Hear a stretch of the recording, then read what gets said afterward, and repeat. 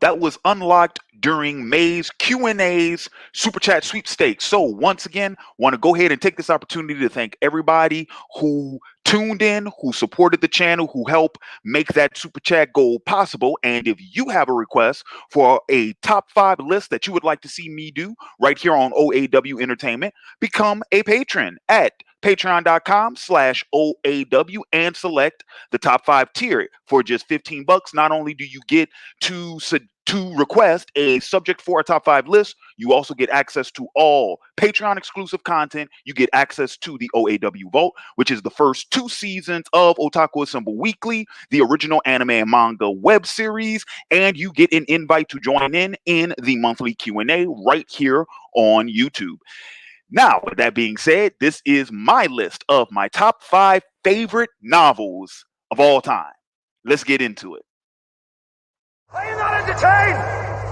Are you not entertained? Is this not why you are here? Greetings to everyone watching live and everyone watching after the fact. Shout out to the faithful and salute to the patrons. This is Larry Williams, OAW Commander-in-Chief, here to bring you all another top 5, the first top 5 of June, as a matter of fact. How everyone doing tonight in the chat? I see we already got the faithful coming in. All right, so as I mentioned in the opening, this was one of the Super Chat goals that we unlocked in May's Q&A live stream. And this was the topic that was selected from the wheel, from the top 5 wheel. And I think I see Jakeem's in the building. I think, Jakeem, this is one of yours, right? I think this is one of yours. So essentially, what I decided to do, and for the record, don't mind the title too much. I kind of went with that. I worded it the way I did for SEO reasons. But but essentially, I'm going to give you all my list of my top 5 favorite novels of all time. Of all time, meaning as of right now. My opinion can change, of course. But before I jump into the list, I want to let you know pretty much how this list was compiled. Truth be told, the top 4 on this list were no-brainers. Like, I instantly thought of them. No-brainers. Fifth one was a little bit harder. I had to really kind of do some thinking with that one. But essentially, the way I broke it down was like this. And Jakeem did just confirm that, yes, in fact, this was the topic that he suggested that got added to the wheel and selected. But if memory serves, all right, so first things first. Jakeem, correct me if I'm wrong, but you did say that in my selections for these novels, I could also include series, meaning that if there was a series of books, more than one individual book that I considered a favorite, I could include the series. So for this list, I did in fact do that. So there are some of the picks on my list technically is more than one book, right? Okay. Second, a rule I made for myself is it's like if I'm going to put any book on this list, well, number one, it has to be one that I've actually written, right? I mean, not written, I'm sorry, read. One that I've actually read, right? And read all the way through, read to its completion. So because of that, there are some books that, although I am a fan of, they would not have made this list. Why? Because I didn't read them all the way through. I never finished them. Spoiler alert, Harry Potter is not on this list. Because as much as I love that series, I've actually never read the books, any of them. I just watched the films. So because of that, that's one of the reasons that did not make the list. Let's see, was there anything? Oh, okay. And real quick, I want to go ahead and define something for you all. So I wrote this one down as favorite novels of all time. By definition of a novel is defined as a fictional. Actually, hang on, I'm gonna pull it up for y'all real quick. This is the definition I looked up. A fictitious prose narrative of book length, typically representing character and action in some degree of realism. The latter part is more loosely interpreted, but the first part is universal across the board, no matter what definition you find. It is a fictitious prose narrative of book length. So because of that, you guys will remember the original subject was favorite fiction books. I just went with novels because novels are by nature fictitious. because most nonfiction books, they're not considered novels. They're either considered like memoirs or autobiographies or things like that. But novels typically mean fictitious. So that's what we're rolling with tonight. Is everybody ready? All right. This gonna be fun. All right, so let's get things started, and let me make sure I share my screen real quick, real quick. All right, so number one. I'm sorry, not number one, number five. I'm sorry. We start from, see, it's been a month since I did one of these, right? We start from five and then we go all the way to one. All right, so number five on my list of my top five favorite novels of all time is The Divine Comedy. The Divine Comedy, specifically Infernal, which is the first book of the Divine Comedy. Um, and I just looked this up by Dante Alighieri. Alighieri. That's how you pronounce it. Alighieri. Yeah. But yeah, the Divine Comedy comes in at number five. Now, this was the one I had to actually think about.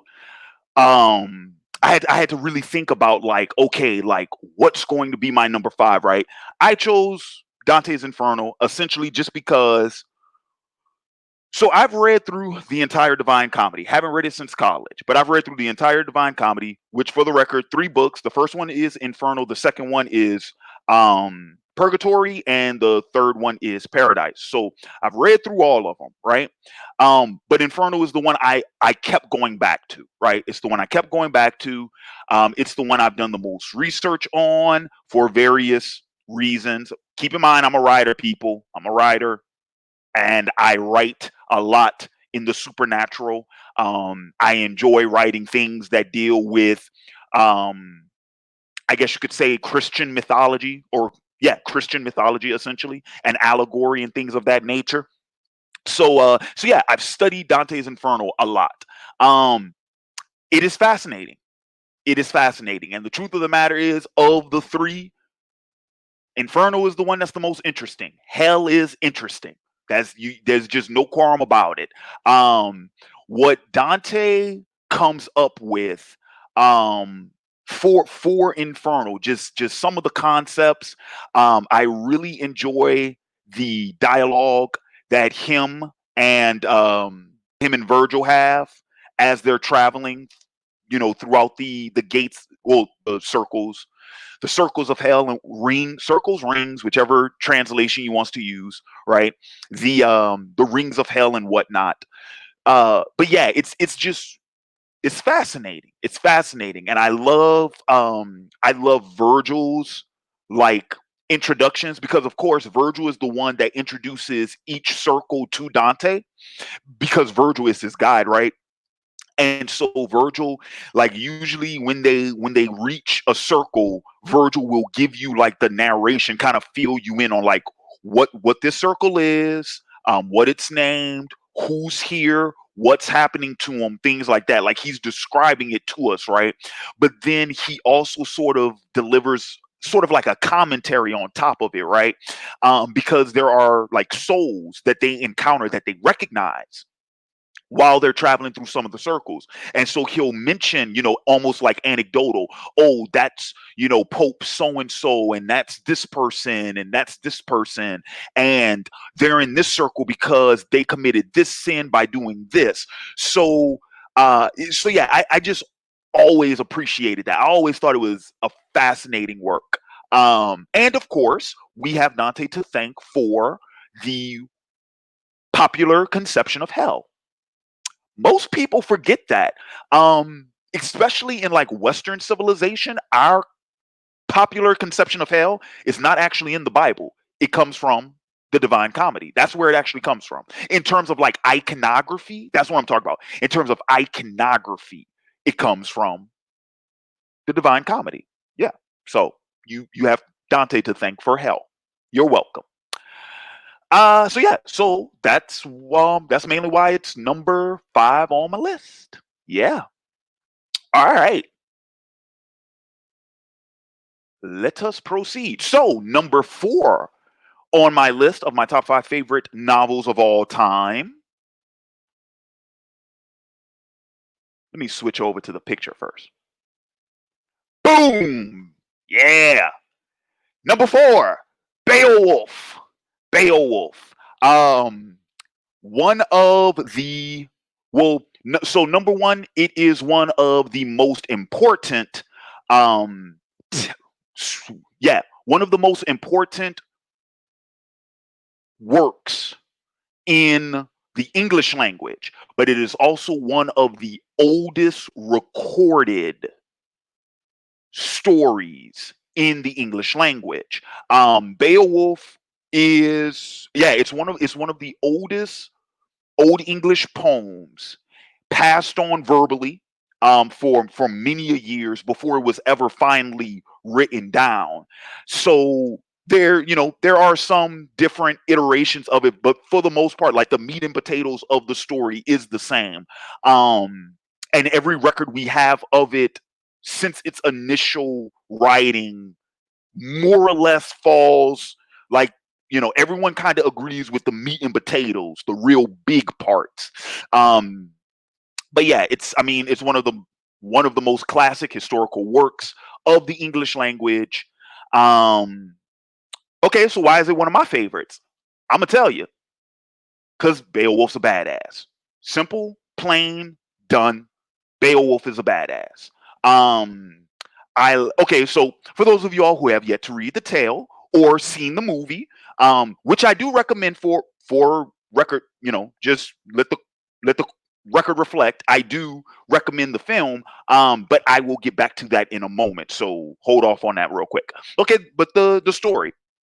What is Beowulf about? Essentially, Beowulf is it's Scandinavian, right? So essentially, he's a Viking. That's what it is. Ancient Vikings. But he is a warrior. He is a warrior prince. Yeah, he is a prince. He's a prince of his own country. He's a warrior prince, a leader of a band of Geats, which are pretty much Geats are like Danes. They're noblemen. They're essentially noblemen. Like think of a duke, right? A Dane is like a duke, like a marquis, something like that. And so he travels to a foreign land, one of their neighboring lands in Scandinavia, to pretty much save that kingdom from a monster named Grendel, who has been the terrorizing the kingdom, terrorizing King Hrothgar and his grand, magnificent hall. And yeah, and Beowulf just shows up at Hrothgar's doorstep and is like, "Yo, man, my name's Beowulf. I'm here to kill your monster. Yeah, how you like them apples, right?" And what does he do? He successfully, he kills Grendel, but it's done somewhat brutally, and he's able to cripple him, and eventually Grendel flees. Well, I'm gonna tell you what Grendel did. See, Grendel went back and told his mom, right, who is a sea monster. And so then Beowulf is like, "Oh snap! Now I got to go take care of this one, right?" So he goes and he dives into the ocean's deep and he battles it out with this fucking sea monster, and it's so fucking cool. And then fast forward, many years later into the book, by the time Beowulf, because eventually Beowulf ends up taking over Hrothgar's kingdom, and he reigns. He has a long reign and whatnot. And then by the time he's an old king, guess what? Now you got to deal with a dragon. Bam! And Beowulf's like, "I'm all about that life." Old man Beowulf handles up on the fucking dragon. So yes, classical, his heroic epic, with all the tropes and fixings that you can imagine that these old school heroic epics deal with. Beowulf is all that in a bag of chips. But yeah, I like it. I like it. Why? I'm just gonna be honest with you all. I'm a fucking guy, and I love badasses. The same reason why Gen Xers loved Sylvester Stallone and Arnold Schwarzenegger is why I love fucking Beowulf. We like badasses. Simple and plain. Beowulf is no nonsense. Don't take shit from nobody. He handles up on the monsters, saves the motherfucking day, gets the motherfucking treasure, becomes a motherfucking king. Bam. Done. I'm probably going to get demonetized just because of those MFs, but it doesn't matter. Beowulf, great epic, great story. It's a classic. Now let's talk about the film real quick. So because this particular film where the screenshot comes from is 2008, I believe. I think it's 2008 or 2009.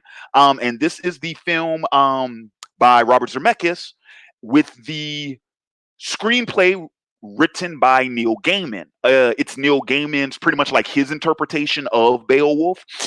The film is good, but it is Neil Gaiman. So of course Gaiman takes his own sort of like he does his own little spin on the story, on the myth. His version is much more subversive in that if you're familiar with the original myth, they do certain things that kind of subvert your expectations. Everything that happens in the book, for the most part, happens in the film as well, but it doesn't happen in the same way. So, and then once again, there's some Christian allegory in there, definitely, which I do appreciate because I like what it had to say about the relationship between man and the monsters, because it does that whole sort of thing where like we create our own monsters, like we create our own demons, sort of thing. And it's just that in this story where it's in a an ancient mythical sort of world, those demons we create actually physically manifest themselves into monsters that we have to encounter. So like I like what Gaiman says about all of that. And the highlight of the film, because it's been highly criticized for it, but it goes without saying.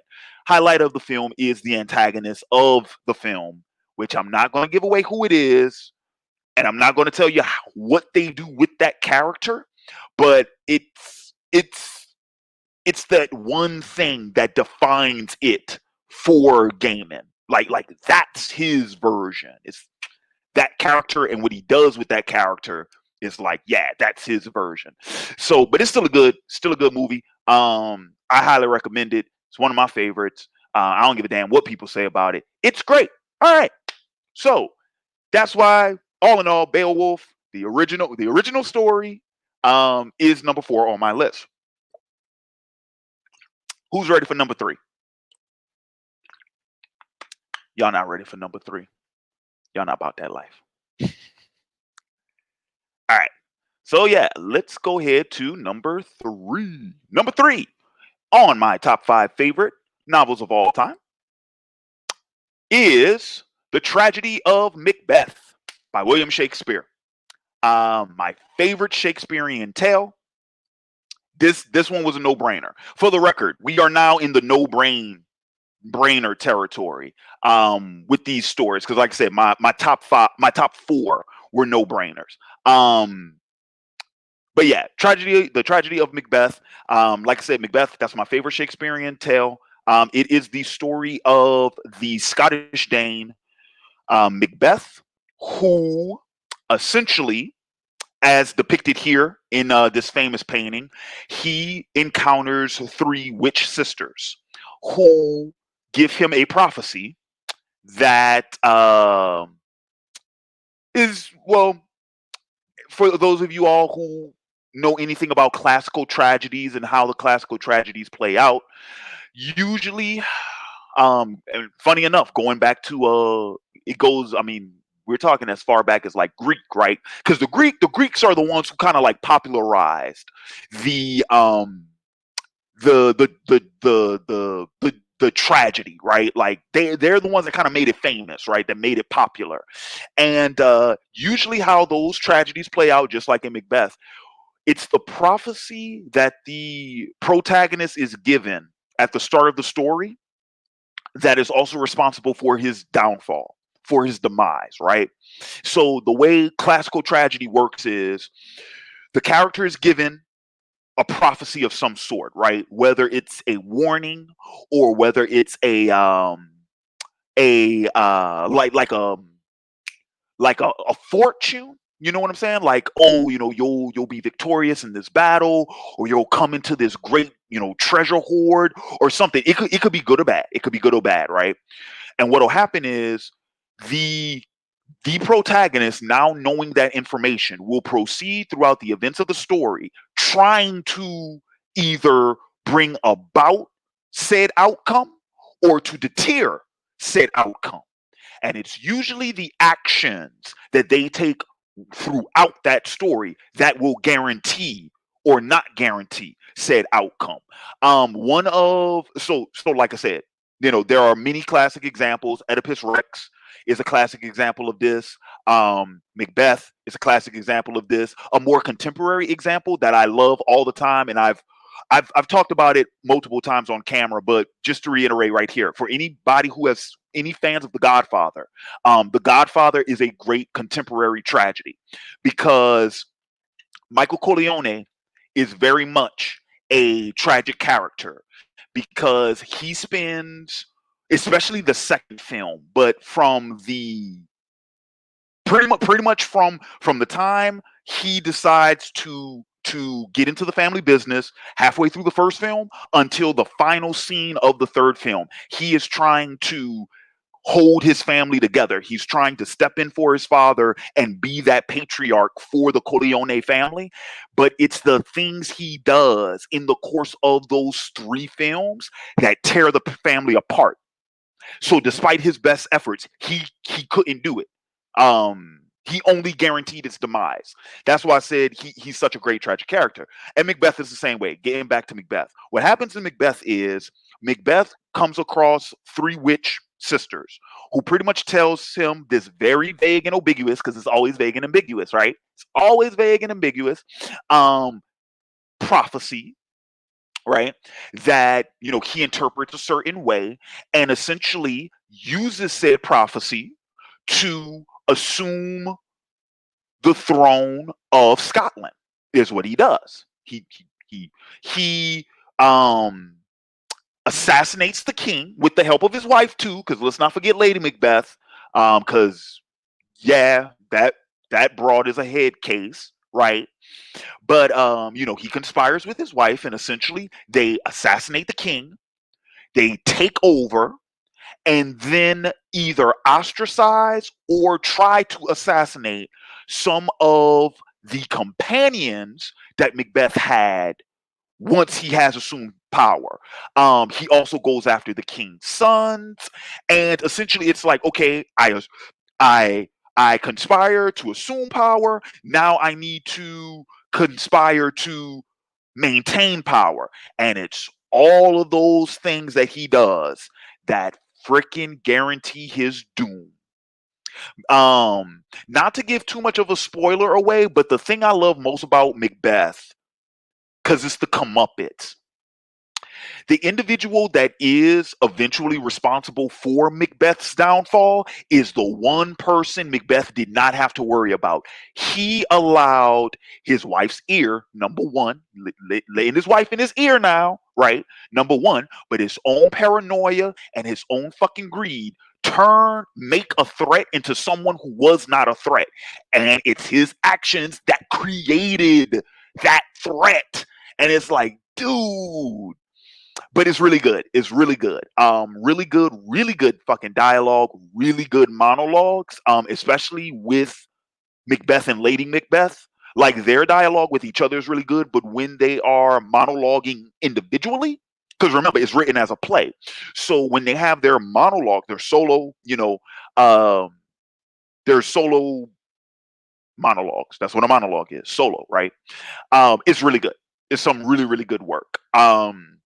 But yeah, I mean, ever since because I read it for the first time in high school, and ever since we read that, I was like, oh my god, it's amazing. Of course, it's been, because it's one of the most famous Shakespearean tragedies. It's been adapted multiple times. The latest one I've seen is the one with Michael Fassbender and Marilyn Cotillard from 2015 or 2016, I think. Um, Around that time. That was the last one I've seen. That one wasn't too great. But if you want to see a really cool fucking adaptation of it, like something you wouldn't have thought, look up Akira Kurosawa's Throne of Blood, which is one of the old Akira Kurosawa samurai films, but it's an adaptation of Macbeth. It's an adaptation of Macbeth set in feudal Japan. Go check it out. It's really fucking cool. Really, really cool. All right. So that is number 3 on my list. Oh, snap. We got a $10 super chat. First super chat of the night. I'm sorry. My man. I'm sorry. I caught it, though. Yeah, I only missed it by a minute. Jay Takashi, Takeshi. Jay Takeshi with the $10 super chat. Thanks so much. Hey, Larry, do you have any good novels to recommend me? I've been reading a lot of James Patterson novels since I graduated college, which are pretty great, and keep up the good work. Ooh. Mmm. Hmm. Okay, Jay. So, short answer, real quick. Short answer, any of the novels on my list, I highly recommend. If you're a fan of James Patterson, because see, here's the thing about James Patterson. James Patterson is one of those what do you call it? So James Patterson is kind of a he is as much of an entertainer in terms of being an author as you could possibly think of. This is what I mean. He puts out multiple books a year, and he has different books for every audience. Like he even writes children's books. I don't know if you know that. He writes them under a pseudonym, but he writes children's books. So he has a book for everybody, right? So he's very much a popcorn author in that sense that there's a James Patterson book for anybody. So it's a little hard to kind of determine um um yeah, taste. Like what your particular taste might be is a little hard to decipher just from James Patterson because he makes a little bit of everything. He's kind of like a spice rack. There's a little bit of everything there. Um, but if you like, but I will say this also, the other component of being a popcorn author, James Patterson sells. He sells like Michael Bay sells. He sells books. If you want another guy who sells, or at least used to, like if you want another James Patterson esque, like a Hollywood type author, Tom Clancy. Tom Clancy's the first one that comes to mind, because he does like the post Cold War into contemporary era like spy espionage type stories. Um, so you might want to check him out. I know that what's the other one? The other book series, the ones they actually have an Amazon. What is it? What's it, Jack Reacher? I think, yeah, the Jack Reacher books. Um, those are some other ones I'm thinking of just offhand. There's also the ones, the what is it? Um, help me out here, people in the chat. The ones that the one that Tyler Perry did, or that he starred in, with the what is the secret agent's name? Alex something. Once again, I'm not a spy guy. I'm not an espionage guy, so that's why I don't know that names offhand. But so yeah, I would say like if you're a Patterson guy, if you liked like his crime stuff or his mystery stuff, that might be more of your avenue. For the record, most of those I have not read myself. I read like the only Tom Clancy I read were the I don't know, was it called Splinter Cell? It was the books that inspired the Splinter Cell video game series. I think the first one is called Splinter Cell, but I think the other ones are have different titles. Alex Cross, there we go. Alex Cross, yes, yes, the Alex Cross books. Those might be more of your. Though you might dig those a little bit more, maybe. Um,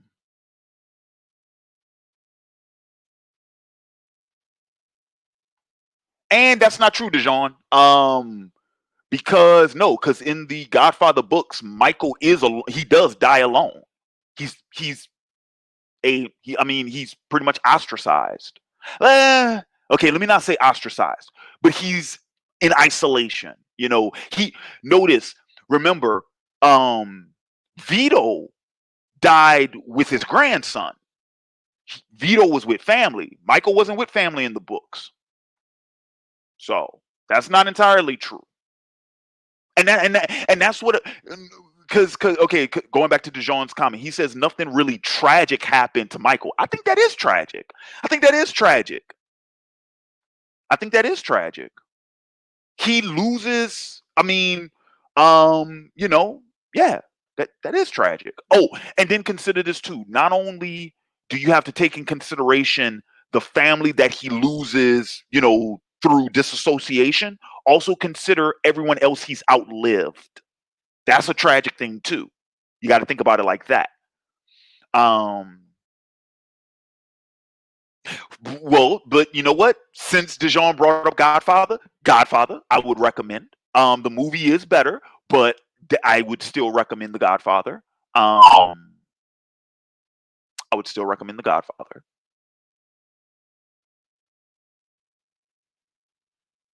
Okay. So yeah. So yeah, Takeshi. Yeah, that's what I would recommend if you're a Patterson fan. Like I said, Tom Clancy, the Alex Cross series, the John Reacher series, like those might be more up your alley. And they're not too long too. Is another, if memory serves, they're not very long. You might actually run through them a little too fast. Truth be told. Okay, so but thanks again for the $10 super chat. All right, now we are going to go ahead and oh, you know what? I actually have visual aids for these. All right, so let's go ahead and let's knock out number two on my list. The first series on my list actually at number two. Number two on my list is the Iliad and the Odyssey by Homer. These I actually have. The Iliad and the Odyssey. Yep. Um, I love these fucking books. I kind of just want to leave my explanation there. I love these. I love these. Um, I'll give y'all more. I'll give y'all more than that. I'll give y'all more than that. So I am a huge fan of Greek mythology. I grew up on Greek mythology when my friends were getting bedtime stories about fairy tales and princesses and fairies and all that jazz. I got Greek mythology stories. Thank you, Adriana, if you're watching. I got Greek mythology stories. That's what I came up with. When I was a little kid, my favorite shows were like Hercules, the legendary journeys, and Xena, warrior princess. Love Greek mythology. The Iliad is one of the Iliad and the Odyssey, both of them actually are the Homeric classics, some of the oldest, most classical Greek literature that tells the story of the Trojan War, and then more specifically, so the Iliad tells the story of the last year of the Trojan War, because the Trojan War was a decade long war, and the Iliad takes place during the last year of it. It mainly focuses on the characters of Achilles and Hector, specifically, mostly them. But of course, Ajax Major, Ajax Minor, Odysseus, Agamemnon, Priam, Paris, their other brother whose name I forget, who got killed pretty damn dirty in this book, by the way. Um, but yes, all of those characters are included as well. Um, but in many ways, I enjoy this book for the same reasons why I enjoy Beowulf, because I'm a fucking guy and I love badass, kick ass fucking characters. Straight up, Achilles don't take no shit off nobody, especially anybody named Hector. He don't take no shit. Um, he is awesome. He is awesome. He is amazing. Yes, he is a brute. Yes, he is very much a dumb brute. Does not matter. Um, he is. I just like Achilles. I've always liked Achilles as a character. I always found him interesting. Yes, yes, that is primarily because I'm a huge fan of Troy. The what is it? Troy is 2004, the 2004 Oliver Stone film, right? That is Oliver Stone, I believe. Yeah. Um, the one with Brad Pitt and Eric Bana, Orlando Bloom, all that, right?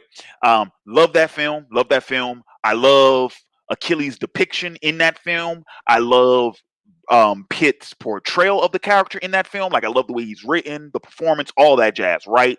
Um, very different, very different from the source material. Very, very, very, very different. But the thing is, I like that character so much, I'm able to appreciate both versions. The one from okay, so here's the thing about that. The one from the movie is fucking awesome. There are some things though I wish they had not cut out with Achilles from this book. Um Achilles is the term that is always used in this book to describe Achilles, his wrath. He is wrathful.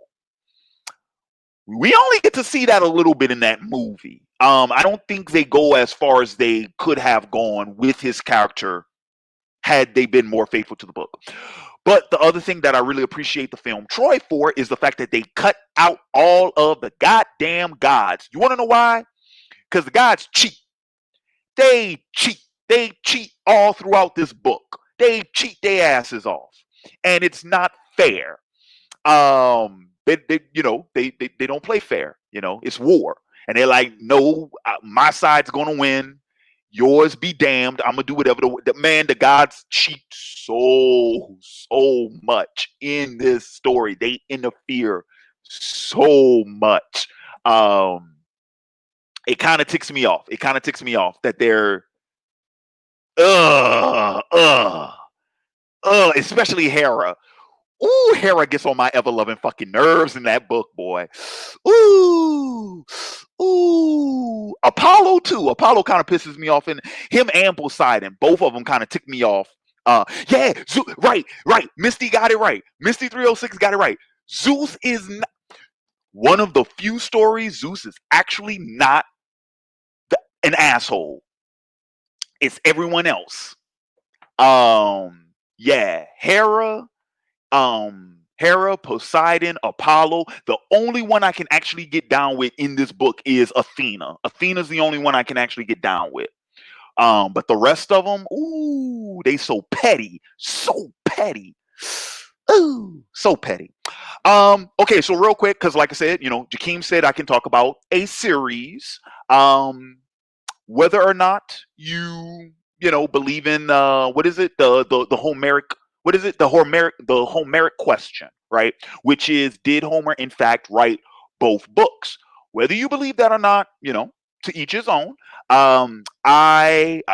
Even I could make an argument that I don't think Homer was the one who wrote the Odyssey, just because of the shift in tone, because of how some characters are portrayed, because of the themes of this book. I'm just going to be real with y'all. I am one of the people who believe that a woman is responsible for writing the Odyssey because of the increased role of women in this story as compared to the Iliad, right? The increased role, the importance of women. Dude, there are so many central characters, female characters, from Penelope to Athena to Calypso to Circe. There, this one is loaded with important, prominent female characters, right? And because of the themes, right?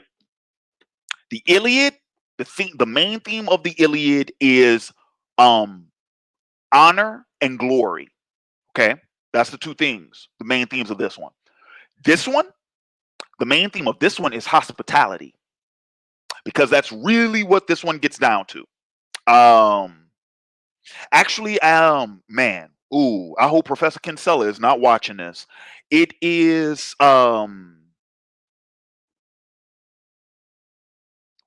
it Xenia? Xenia, I think, is the term. That's the Greek term for hospitality, and that's pretty much the main crux of this one. Um, but another great story. A fantastic tale. If you don't know, the Odyssey is the story of Odysseus and his travel throughout Greece to return home to Ithaca following the Trojan War and all of the different things that he encounters along the way, including storms, including cyclops, sirens, shapeshifters, demigods, the whole shebang. The whole shebang. You know, Odysseus goes through. Oh, and then of course he got to deal with a bunch of broke ass niggas living in his house, trying to toot up his trying to put their hands on his son and trying to get their hands on his woman when he gets back home. Dude, you want to talk about man? You want a really good like revenge plot? Odysseus go hard in the paint in the end, bruh. Ooh, he go hard in the paint, boy. Ooh, y'all don't know. Y'all don't know. Odysseus gets medieval on that ass, boy. When they lock the doors and you don't know. Y'all don't know. I ain't gonna spoil it for you. Y'all just gonna have to come. Y'all gonna have to check it out for yourselves. But it's great. But it's great. So yeah, Iliad and the Odyssey, number 2 on my list, all time. Love them. Love them. Love them. Love them. Love them. Love them. All right. Okay. So. Oh, and isn't this painting cool? This is Achilles dragging Hector on his chariot. Actually, let me close the so y'all can see. Yeah, that's Hector at the bottom being dragged by the chariot. And that's his Hector's helmet that Achilles is holding up. Really cool painting. I thought it was really really cool. Really really cool. Okay, so now, all right, honorable mentions time, guys. Times for some honorable mentions. So, what will be mentioned in the honorable mention portion are some other books that I highly enjoyed, that I would consider among my favorites. They just, of course, did not make the top 5. Maybe I would, if I had to include them in a top 10 or a top 15 or something like that, they would be there, but they just didn't make the top 5, right? Okay, so off top, I'll just mention it here. Lord of the Rings. I love the Lord of the Rings. I love it. I'm gonna be real with y'all. I love the Lord of the Rings for all the reasons I mentioned earlier when I talked about Beowulf and when I talked about the Iliad and the Odyssey, because there is so much classical literature that influenced. Oh, I'm sorry, and Dante's Inferno and the Divine Comedy as well.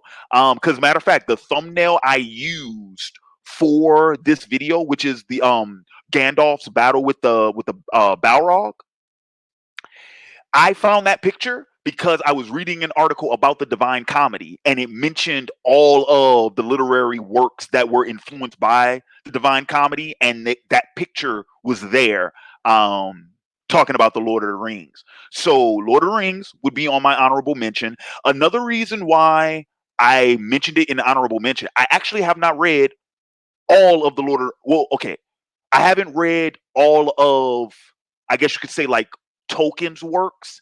But the Lord of the Rings trilogy, the only one I've read in its entirety is Return of the King, and I've read half of Two Towers. Never read Fellowship. Never read Fellowship. I have read though The Hobbit. I read The Hobbit and I read The Silmarillion. Um, but I never read the trilogy in its entirety. Never did. So that's why it's an honorable mention. Okay, another honorable mention. Let's go to some good old fashioned American literature, shall we? The Adventures of Huckleberry Finn. I love Huck Finn. That is such a good book. It's such a good story. It's one of the best coming of age stories I've read. Um, and for the record, don't come at me with no racist bullshit talking about all this shit with Jim. Look, it is a product of its time, people. Okay, it's a period piece. Contextualize that shit, will you? Thank you. Cause we can't enjoy anything no more. Cause everybody want to get all fucking sensitive and butthurt over literature. It's like, you do realize this is an old story that was written a long time ago, right? Like, come on, man. Anyway, but love Huck Finn. I love Huck Finn. Read that in Yeah, in high school. Yeah, read it in high school. Really good. Um, by that same token, in that same vein, I will mention a book I'm pretty sure most of y'all have probably never even heard of. This is Millie LeBove. Millie LeBove by I'm sorry, Ken, Ken, Ken Wells. Um, this is the best way I can describe this book to you all. It is a Cajun Huck Finn, essentially. Think of a Cajun Huck Finn. Um, but this takes place in the I think this takes place in the 50s, in the 40s or the 50s. So it takes place like within the 20th century. Um yeah, I want to say it takes place, well no, I know for a fact it takes place in the 20th century cuz there are cars. Um but yeah, I want to say it's like it's the 50s or 60s, something like that. But yeah, this is really good. This is really good. Um, I highly recommend it if you ever get a chance to check it out. Millie LeBove by Ken Wells. Yeah, really good. Really good. Okay, another honorable mention. Real quick, because I'm since it's on my mind right now. I mentioned Macbeth earlier, number 3 on my list, right? Some other Shakespeare that I really like. Hamlet, love Hamlet. Hamlet, my love for Hamlet was one of the reasons I was able to get into Sons of Anarchy as much as I did because I recognized early on, I'm like, oh shit, it's Hamlet, right? It's another reason why The Lion King is my favorite Disney film because it's Hamlet. Love Hamlet. Really good, really good. Another tragedy, another classic Shakespearean tragedy, but it's still really good. Really dig that. Um, the tragedy of Julius Caesar, one of my probably my second favorite behind Macbeth is Julius Caesar. Really love that one. Um, yeah, really love that one.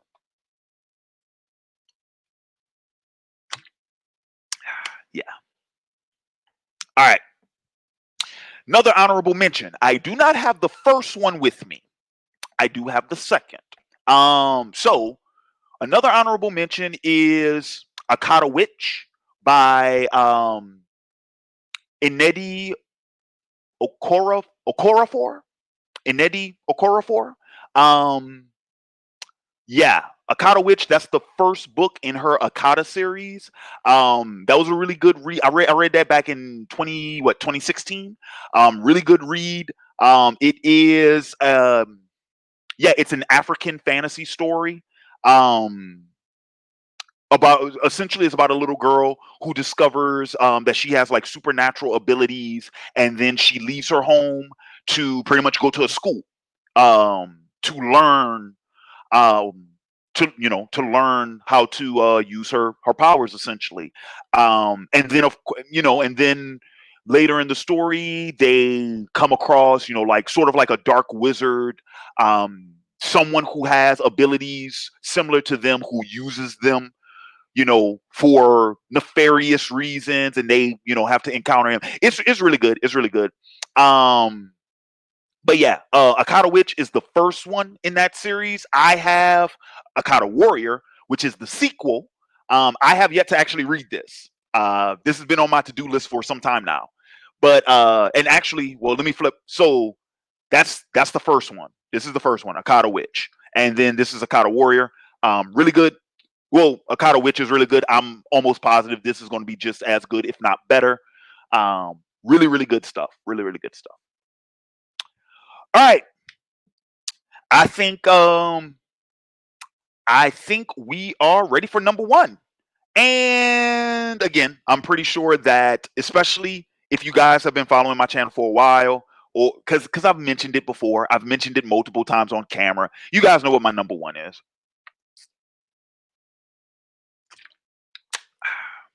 Real quick, I want to see if anyone can guess it. Real quick, in the next 30 seconds, who can guess it? I will shout out the person who can guess it. My number one. And this actually is my number one of all time. This one I don't think is going to change anytime soon because I've gone back and reread these books multiple times, and I love them as much as I did the first time.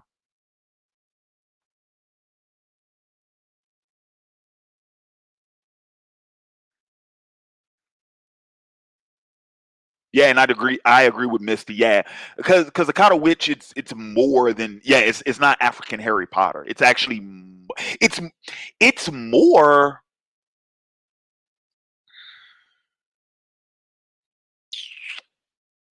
it's more.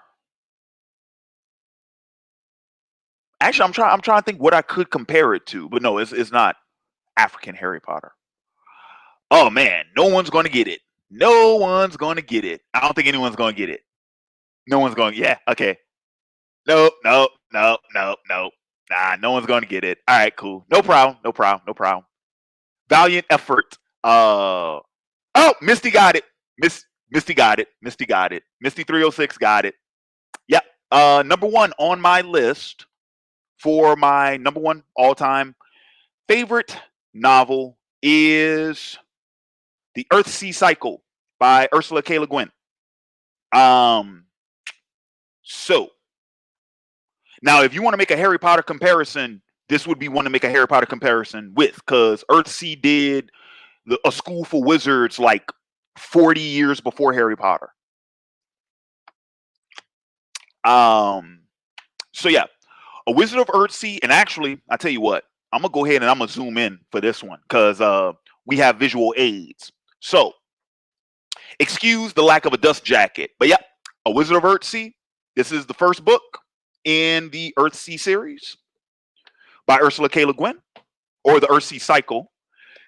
Tombs of Atuan is the second one. The Farthest Shore. This is the third one. Tehanu, the last book of Earthsea, because this was supposed to be the last book when it came out, but this is the fourth one.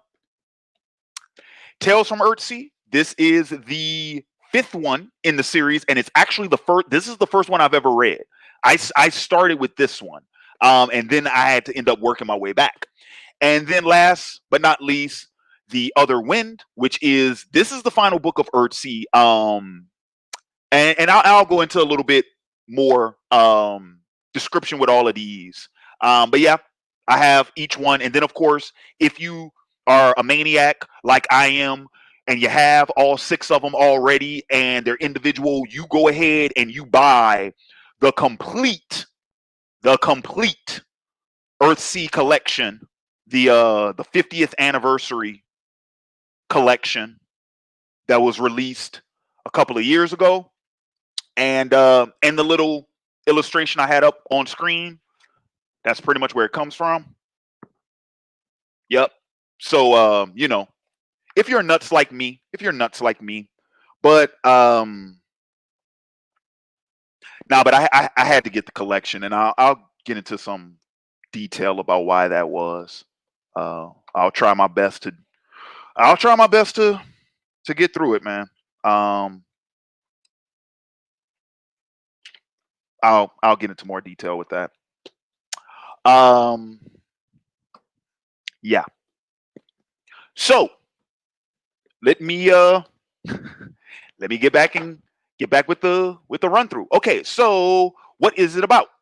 So, A Wizard of Earthsea. It is. Oh, and for the record, just in case y'all thought that it's like, oh man, it's like Larry, he got all this classical literature, in his favorite books. Ain't no black characters though.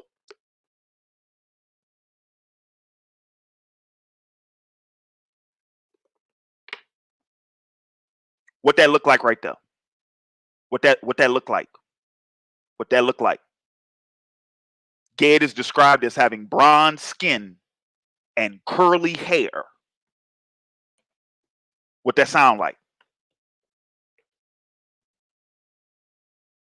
Hashtag Wakanda forever. Anywho, so Wizard of Earthsea. So yeah, this is the story of a boy named Ged who discovers that he is a wizard.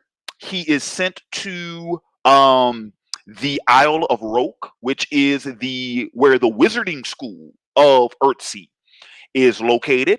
And while on the Isle of Roke, well, actually, no. No. Yeah, he does it for certain on the Isle of Roke. Ged summons a shadow. Essentially, he summons a demonic force that he will then spend the rest of his young adulthood hunting. once Gad, yeah, pretty much. That's kind of like yeah, that's kind of the crux of the story. It's about a young wizard who foolishly summons a demon to his plane, and spends the rest of his early adulthood hunting that demon. Well, okay, so first Ged spends some time running away from the demon, and then turns around and starts pursuing him. But in the course of that cat and mouse game, let's see, Ged comes across some dragons, which is really freaking cool. He comes across a prime an even more fearsome, primordial sort of evil. I'm not going to mention too, because I don't want to mention too much about that, because if you ever read this book, it is the section of the book that plays the most like a horror story. The part I'm talking about, it's very very fucking. It's if you are a fan of The Shining, you'll like that part of the book, because it feels like something Stephen King might come up with, right? Because it's this like primordial force that's it's like embodying this building, right? This tomb, and it's really fucking cool. It's really cool. But yeah, it's Wizard of Earthsea. It's a great coming of age story. There are so many great characters in it. So many good life lessons. Some of my favorite quotes, period, are in this book. Um, Particularly in regards to Ged's first mentor, Ogion the Silent. He has some of my favorite quotes in this book. But yeah, it's just really, really, really good. Really, really good book. So yeah, so Wizard of Earthsea, that's the first book of the Earthsea cycle. Second book, Tombs of Atuin, introduces the character of Tanar, who is a priestess in a she is a priestess. So she's a Kargish priestess. The Kargs are pretty much like the Vikings of the Earthsea world, right? But she's a priestess who I mean essentially she is supposed to be the like earthly conduit for like this once again we're dealing with primordial forces, like this great primordial power, right? And one of her duties is that she keeps watch over a maze, this grand labyrinth, right? That she's the only one who can navigate the labyrinth. She can do it blind because, of course, the labyrinth is dark. But that's sort of like her keepsake, right? Like that's her duty. At the center of that labyrinth, though, is a great treasure, and one that would benefit the entire land of Earthsea. Ged, grown man Ged now, grown man Ged, returns in this book to seek the treasure at the center of the labyrinth. And when he does so, that's when he encounters Tanar. They pretty much develop this sort of, oddly enough, it's kind of like a cat and mouse sort of relationship, because so long as he is in the labyrinth, he's her prisoner, and she knows that. And so you have sort of like a back and forth. Um, oh yeah, Deshaun Patterson Power says Sparrowhawk. That's right, because you're not supposed to use uh, the real name. You're not supposed to use the character's real name. You're supposed to use their use name. Okay, Sparrowhawk. Sparrowhawk finds himself prisoner in this labyrinth, and eventually he ends up developing a relationship with Tanar, and in doing so, he actually frees her from the sort of, I guess you could say, like servitude, the involuntary servitude that she has, that she is pretty much in by being a priestess of that tomb. So that's the Tomb of Atuin. Tombs of Atuin. The Farthest Shore is the third book. This is the one that is, if any of you all have seen Tales from Earthsea, the Studio Ghibli animated adaptation, This is the book that movie primarily adapts, right? It's the third book. This is the one with the Prince Aaron. Since we're using used names, can't use his real name, right? So Aaron, Prince Aaron, essentially seeks out Ged, who by this time has become Archmage of Earthsea. He's the most powerful wizard in the entire land of Earthsea, and he seeks out Ged because there is a sickness that has affected all of Earthsea. Right? We're talking about hurricanes. We're talking about plague, famine, um, dragons appearing in places where they shouldn't, um, sea life drying up, all types of things. And we find out that it is due to another wizard pretty much fucking around with shit he ain't got no business fucking around with, and he fucking everything up. Essentially, that's what it is. So Sparrowhawk and Aaron set out on a quest to travel across Earthsea to try and figure out what is going on. And once they find out what is going on and find a motherfucker who's fucking with shit that he ain't supposed to be fucking with, it's a pretty cool. It's a pretty cool climax. Really, really cool ending. So yeah, that's the third book, Farther Shore. The fourth book, which for the longest time was arguably my favorite, is Tehenu, the last book of Earthsea, which tells the story Tanar. So Tanar returns in this book. The priestess Tanar. She actually, let me blow this up so y'all can see me. Okay, so yeah, priestess Tanar returns. Old lady Tanar. We got old lady Tanar in this one. But this story pretty much tells about her adopting a little girl who has been burned and abandoned by her parents. And those dude, if you ever wanted like slice of life Earthsea, this is probably the most slice of life book because it's pretty much just telling the story of Tanar raising this girl on her own. What's interesting about the book is number one, the mystery of the little girl. So where she comes from, what her origins are, all that jazz.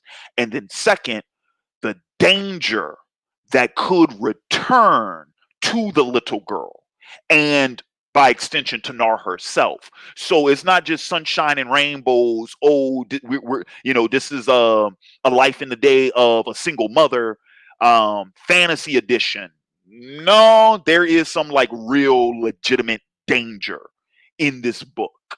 Um, yeah, there's also a lot of commentary about there's a lot of commentary about hospitality, a lot of commentary about how people treat their neighbors, a lot of commentary about the sense of community or the breakdown of community. There's a lot of commentary about that in this book. Like I said, for a while, this was my favorite one because there's a really, really tense scene in this book. And I remember reading it, dude. I could not put it down. I was flipping pages like you wouldn't believe. It was heart pounding. Um, and it has one of the best surprise endings of all the books in the series. Yeah. As much as it's foreshadowed, you don't actually think it'll end that way. And then it does. And it's like, holy shit, that just happened. Really cool book. Fifth book, Tales from Earthsea. So this is the first, as I mentioned before, this was the first one I read. Um, Tales from Earthsea is a collection of short stories. There are 5 short stories in this book. So real quick, the 5 short stories are The Finder, Dark Rose and Diamond, The Bones of the Earth, On the High Marsh, and Dragonfly. So real quick, I'll give you all a breakdown. I won't tell you what each story, like, just bear with me. Brief synopsis about each one. So The Finder is actually an origin, it's a prequel story that tells you the origin of the founding of the School of Roke, which is a school that Sparrowhawk, Ged, and most of the wizards in Earthsea, that's the school they attend. They go to Roke. The Finder tells you the story of how the school was founded. Dark Rose and Diamond is it's a romance story. Think think well, it's not Romeo and Juliet. It's more like it's more like Aladdin. It's more like Aladdin because one of them is nobility, the other one is a servant, and they fall in love with each other. Okay. Bones of the Earth. Bones of the Earth is another prequel story that of tells the final story of the mentor of Ged's mentor. So earlier I mentioned the character of Ogion, who is Ged's original mentor. Bones of the Earth tells you the story of his mentor. On the High Marsh. On the High Marsh is the story that connects these two. It takes place after the third, but before the fourth. Um, and essentially, it's like the epilogue to the third book. And I'm gonna leave it at there because I'm not gonna tell y'all what happens. But pretty cool story. Pretty cool story. And then finally, Dragonfly. Dragonfly is kind of like Dragonfly is the story that connects this one to this one. So it's the prologue to this one. And essentially, it tells the story of a young woman who is capable of magic because in Earthsea, initially in Earthsea, only men are pretty much allowed to practice magic because there are women who do it, but they don't do it to the same like degree. But that's the status of Earthsea when we first get into the books. Once you get into this one, and especially once you get into that one, it's like, dude, chicks have been the main practitioners of magic for a long motherfucking time. So yeah, but essentially, but that's what Dragonfly is about. It's like, oh, there's this girl who has like this natural knack for magic, and she's really, really good, and she's really, really strong. And so she seeks out the nine, who are the instructors of the School of Roke. She seeks them out, and there's some interesting events happen on Roke when she's with the nine. Um, but like I said, in many regards, it's the direct prologue to this one because it sets up for this one. And then it is sort of like another follow up to this one too. And it foreshadows. It has a relationship with this one too, but you don't get that until this book, The Other Wind.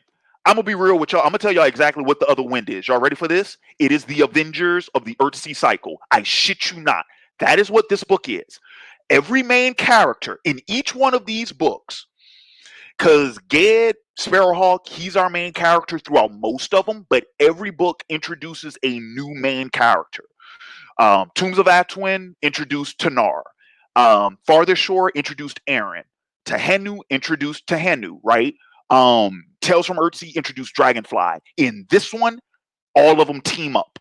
They all team up for one final. There's a new threat that is sort of essentially what it is. Got to go back to the books now, right? Pretty much the threat from this book is escalated in this one. So, what happens in this one happens, and they're like, oh, we've done that. We're good. Like, we don't have to worry. It's like, nope. That problem is still around, and it's even a bigger problem this time around.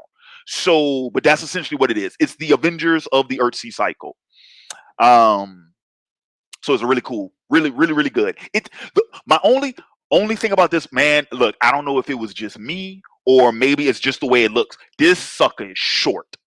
Like I think I read this in a weekend.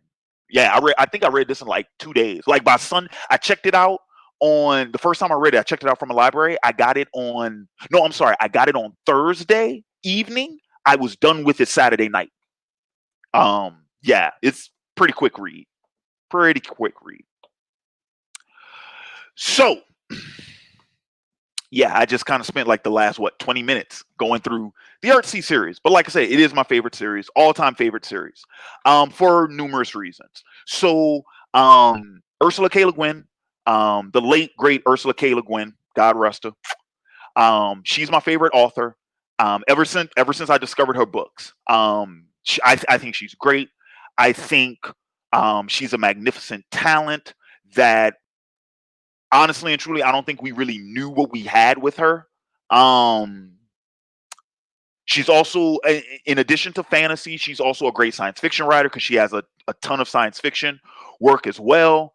Um, she has other fantasy works too because there's the annuals of the Western Shore series, which I have all three of those as well. They're in the on the bookshelf. I didn't pull them for this, but those are those are good too. Not as good as Earthsea though, but they're still good. Um, but so yeah, Ursula K. Le Guin, fantastic writer, highly influential writer, um, and unfortunately, she passed away January of 18. She passed away, which was I think right before this was released. Um, which is sort of the main reason why I went out and I bought this one because um I'm sentimental, man. What can I say? Um Also because I wanted the Tombs of Atuin in actual big print instead of that little small copy that I have. But yeah, man. I mean, she's a fantastic writer, magnificent writer. She is the reason why I decided to become a writer. Was because of her. Granted, I don't write novels, I write comics, but I was still very much focused on like art when I was introduced to her work, and after reading her work, she's the reason I decided to pursue writing. Yeah. So I'm just gonna leave it at that because I'm not fixing to get emotional and whatnot right here on camera in front of y'all. Um, but yeah, she's definitely one of my I guess you could say idols. Um, yeah. Yep. All right. So yeah. All right. So one more time for the one more time for anyone who is just now joining us. Going through my top five favorite. Um, oh snap! Another $10 super chat. Okay, so before I do the recap, another $10 super chat from Jay Takeshi, Larry. I do love Greek mythology. It's awesome to read about, won't lie, but I have to say that after reading it years ago, Hades has to be the most misunderstood Greek god, plus he is my favorite. You are correct. Yes. He is the most misunderstood one. Because people, once again, people associate it's like, oh, Hades, he's the lord of the underworld, so he must be Satan. No. No, that's not who Hades is.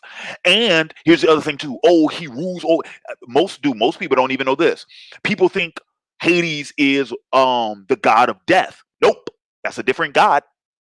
That's a different god. Go back and watch your Xena. That's a different god. All Hades is the ruler of the underworld. That's all he is. He is not the god of death. He is not he is not the adversary. He can't be because technically speaking, he is the rightful ruler of Olympus, if we're being honest, because he's the eldest of the sons, and he got conned out of Olympus by Zeus with the damn straws. But yeah, that's all Hades is. It's like he's the ruler of the underworld, but he's not Satan. He's not the devil. He's not the Antichrist. He's not the adversary. He's not death. He is. If do you know what people don't give Hades credit for? You know what Hades is the god of? Moolah. He is a god of commerce. Yeah. Hmm. Hades be about that paper, baby. Hades be about that paper. So yeah, he's not the god of gold. Um, but he is a god of commerce. Like he's like a god of business. Um, so yeah, all right. But yeah, thanks again, Takeshi, for another $10 super chat. Much appreciated, good sir. Appreciate that. All right, so real quick, we are going to do a brief wrap up for anyone joining us right now. So going back to my list of my top five favorites, starting us off at number five was the Divine Comedy, specifically Infernal, by Dante. That was number five on my list. Number four is Beowulf, of course, by unknown because it's such an old tale. Like we don't actually know who the author of Beowulf is, but Beowulf, I love Beowulf. Number three on my list is The Tragedy of Macbeth by William Shakespeare, one of the classic Shakespearean tragedies, and my favorite of Shakespeare. But like I said, Julius Caesar is a real close second, really, really close second. Sorry, back to the slideshow. Number two on my list is the Iliad and the Odyssey. I threw the Odyssey in there because Jakeem said I can include multiple books in a series as a single listing. So yeah, the Iliad and the Odyssey. The Iliad is my favorite, and then the Odyssey is number two, by Homer. Classical Greek baby. Classical Greek baby. And then last but certainly not least, my number one favorite is the Earthsea Cycle by Ursula K. Le Guin. Yeah. All right. So those are my top five favorite novels of all time. Um, $2 super chat from I'm sorry, Wilson. He says best Hades, James Woods or Clancy Brown.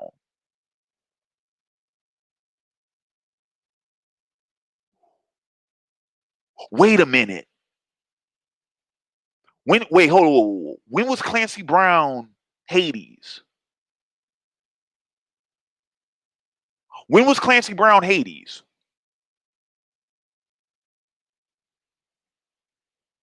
Is that the because I know James Woods is the Disney's Hades. When was Clancy Brown Hades?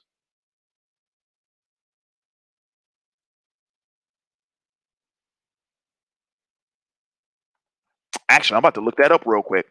When was Clancy Brown Hades?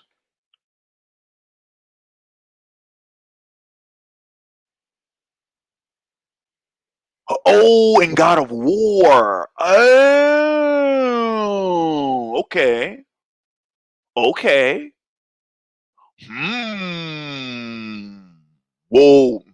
Oh, hmm. That's a tough one. Ooh. You know, because those are two different depictions of Hades too. That's the other thing too. They're like two completely different versions of them. Um, I'm gonna be so. You asked me the best Hades. I'm gonna be real with you. One of the best Hades I've seen is Ray Fiennes in Wrath of the Titans and Clash of the Titans. If we're being honest. I thought he was perfect for that role. I like the way he's designed, as because he's the oldest of the brothers, and then the way they have sort of like that dude, yeah, and when he turns into the fucking Raven thing, dude, I think that's might be the best Hades. But if you're asking for the better of the two that you presented me with, um, James Woods is funny, man.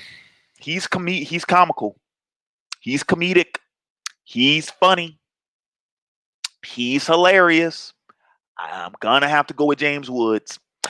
Despite the fact that I actually don't care much for that depiction of Hades. I actually don't care that much for that version because, like I said, they misinterpret Hades for the Disney version.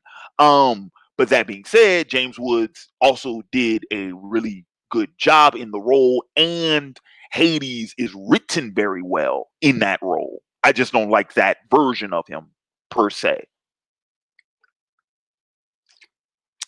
But he has great dialogue. I love some of his jokes. Um, we were so close. We tripped at the finish line. And why? Because our little nutmeg had to go all noble. Yeah, don't get me started on Disney's Hercules, bro. We'll be here all night. Don't get me started on Disney's Hercules because that's probably my second favorite Disney film behind Lion King. Those are my top two. Lion King and Hercules are my top two. All right. So yeah, we are coming up on an hour and 20 minutes. I think we're going to go ahead and we are going to wrap this one up for tonight. Once again, I want to thank everybody for joining me tonight. I want to thank everybody who tuned into May's Q&A, everybody who helped contribute to the channel, who helped make this video possible for tonight. Thank you so much.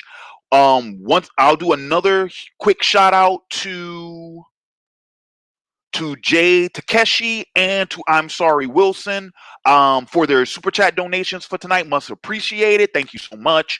I will also give another shout out to Jakeem because this was his suggestion that was selected. So thank you so much. And I ain't forget about you guys. I ain't forget about you guys. Remember, don't forget, if you guys have a topic, a subject, an idea for a list of top fives that you want to see me do, whether it's, a top five favorite or a top five best, those are always the most tricky ones and the most controversial ones when I try to objectively define what is the best. But if you have, an idea, and it can be anything, guys, within reason. I mean, most things I can kind of do. But if you have a request, once again, become a patron at patreon.com/OAW and select the top 5 tier. Like I said, it's just $15. And with that, not only do you get the top 5 video of your choice, but you also get access to all of the Patreon exclusive content. You get access to the OAW Vault, which is the first 2 seasons of Otaku Assemble Weekly, the original anime and manga review. Well, I should say anime, manga review, and rant web series. That's exclusively on Patreon. You get access to that, and you also get invited to join the live monthly Q&A right here on YouTube. You get to join into the show. All of that for just $15. All right, so what to keep an eye out for later this week. Friday will be the next discussion of the week video, and then we are wrapping things up on Saturday with the next hour of Batman, the Telltale series, season 2, The Enemy Within gameplay. Because I think we got 3 more. So yeah, so I think this is hour 8, I believe. Hour 8 is going up on Saturday. All right, guys. So I got to get out of here. Thanks again for tuning in. Once again, shout out to the faithful. Salute to the patrons. This is Larry Williams, OAW Commander-in-Chief. I am signing off. And until next time, peace. Are you not entertained? Are you not entertained? Is this not why you are here?